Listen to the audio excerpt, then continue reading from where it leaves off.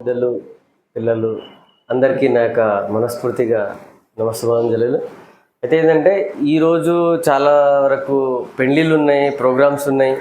అవన్నీ వదులుకొని ఇట్లాంటి కార్యక్రమానికి వచ్చినాము అంటే మనం ఏం విట్నెస్ ఇస్తున్నాం అంటే మన లోపల దేశభక్తి ఉందని మరొకసారి ప్రూవ్ అయింది.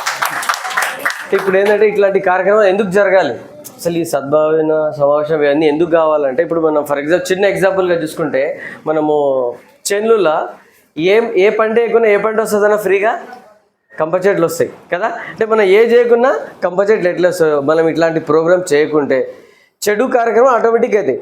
అంటే అవి ఆ యొక్క పంట పొలాల్లో మంచి పంటలు రావాలి, ఓకే, మంచి పూల చెట్లు పండ్ల చెట్లు రావాలంటే మనం కొద్దిగా వర్క్ చేయాలి. అదేవిధంగా మనం ఇక్కడ ఇట్లాంటి సద్భావిష సమావేశం లాంటి కార్యక్రమాలు, మంచి కార్యక్రమాలు ఎప్పుడైతే మనం చేస్తామో చెడు సమాజం నుంచి చెడు అనేది దూరం అవుతుందని నా అభిప్రాయం.